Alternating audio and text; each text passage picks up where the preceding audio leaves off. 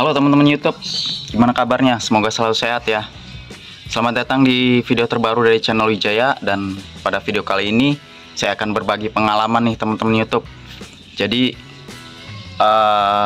beberapa hari yang lalu saya mengalami kopling yang ngempos teman-teman YouTube. Jadi akibat dari cairan koplingnya ini terlalu kurang teman-teman YouTube. Jadi di bawah garis minimal, akhirnya ngempos, tidak bisa pindah gigi teman-teman YouTube. Lalu bagaimana saya mengatasi masalah ini? Ikuti videonya sampai habis ya.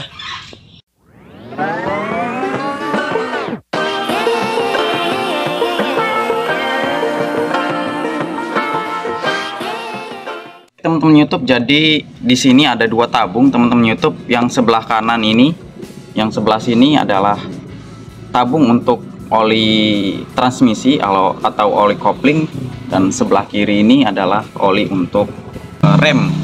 Jadi keduanya sama-sama menggunakan oli dot 3 teman-teman YouTube atau dot 3 ya teman-teman YouTube. Dan kedua cairan ini tidak boleh kurang dari garis minimal, karena bila terjadi kekurangan maka akan terjadi seperti yang dibilang, yaitu anginan teman-teman YouTube. Jadi salurannya terisi oleh angin sehingga tidak berfungsi hidroliknya, baik rem ataupun transmisi teman-teman YouTube atau kopling. Jadi kemarin saya mengalami tanpa disadari kekurangan dari oli transmisi berada di bawah garis minimal, sehingga ngempos teman-teman YouTube. Jadi kopling ketika diinjak tuh tidak padat, dalam sekali, dan tidak bisa pindah gigi. Dan saya mengatasinya dengan cara saya isi teman-teman YouTube oli dari transmisi ini. Saya isi menggunakan oli dot 3 sama seperti oli rem. Jadi teman-teman YouTube kalau bilang ke bengkel nyari oli transmisi dikasih oli rem, ya sama aja, itu menggunakan cairan yang sama.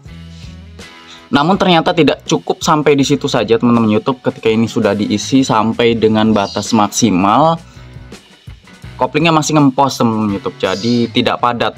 Kita injak dalam enteng, kemudian hampir habis baru kerasa padatnya, dan ternyata tidak bisa perpindahan giginya, tidak bisa.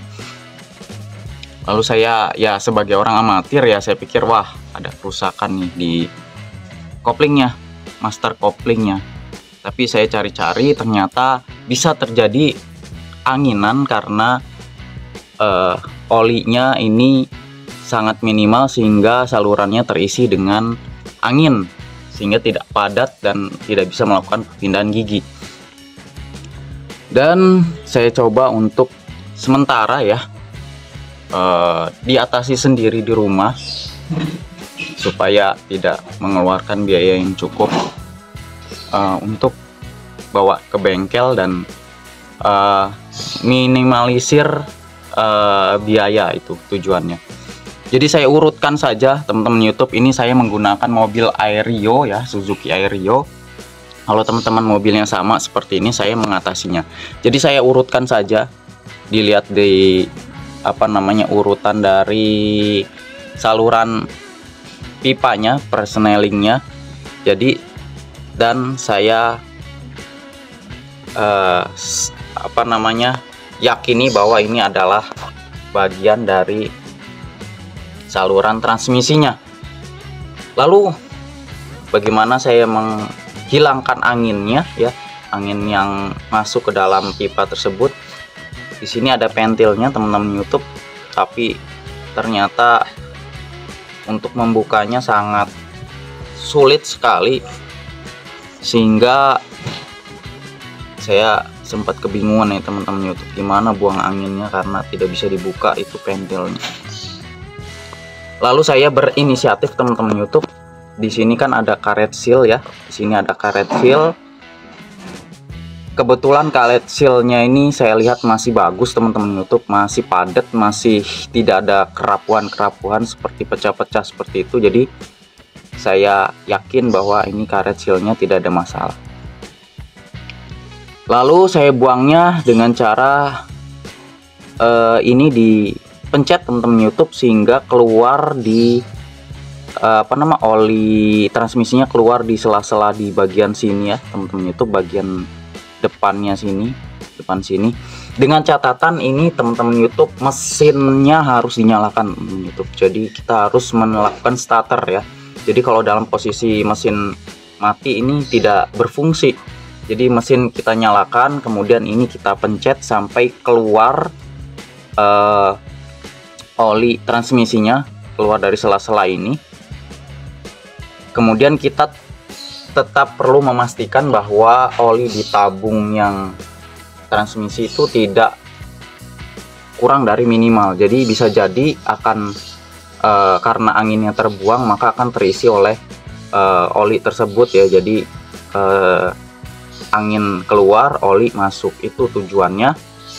Nah, setelah kita pencet-pencet di sini, sekiranya keluar sudah tapi habis gitu ya, maksudnya terasa sudah kita pencet-pencet sampai habis, tidak menetes lagi, tidak keluar lagi, lalu kita menuju ke bagian dalam mobil, kita istilahnya kita kocok-kocok bagian koplingnya, kocok-kocok secara perlahan ya teman-teman YouTube. Jangan sampai setelah kita kocok terlalu dalam, olinya nanti begitu masuk di bawah garis minimal lagi gitu ya. Jadi ini harus dipastikan bahwa olinya jangan sampai di bawah garis minimal. Kita kocok sebentar, kemudian kita balik lagi ke sini, kemudian ini kita pencet-pencet lagi, pencet aja teman-teman seperti ini. Tapi teman-teman harus memastikan nih sealnya ini tidak rapuh, masih padat kuat seperti ini. Jadi ketika kita pencet-pencet ini tidak bocor, karena ini kalau bocor ya sudah tidak berfungsi lagi teman-teman YouTube. Transmisinya ini harus diganti dengan seal yang baru gitu ya. Jadi dibuang lagi sampai menetes itu keluar bersama dengan anginnya. Kemudian kita balik lagi untuk mengocok sampai terasa padat teman-teman YouTube. Jadi sampai koplingnya tinggi kembali seperti semula. Jadi sampai koplingnya tinggi, padat seperti semula. Kemudian kita kocok lagi seperti itu.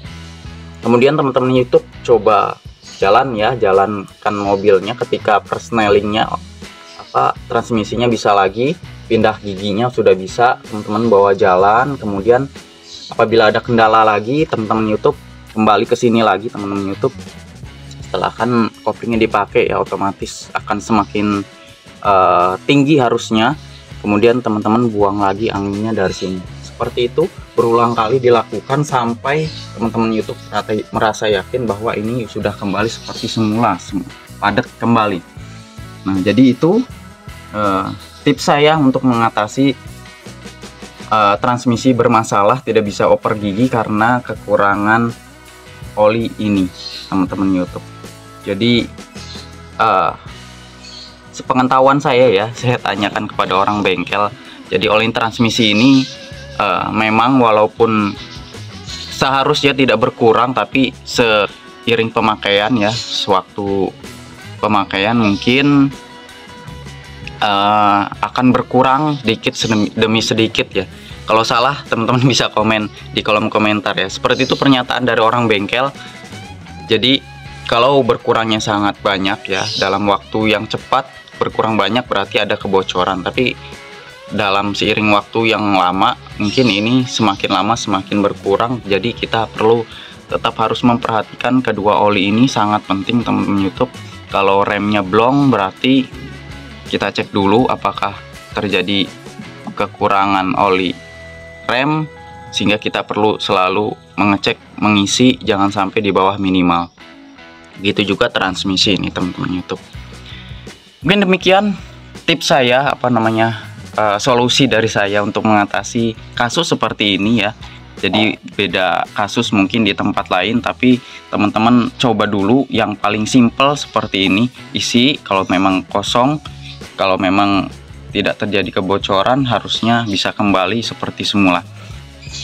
Mungkin demikian. Kalau video ini bermanfaat, jangan lupa diklik like-nya dan juga bantu subscribe channel ini untuk membantu channel ini berkembang, memberikan informasi yang menarik dan berguna teman-teman YouTube. Share juga bagikan kepada teman-teman yang membutuhkan.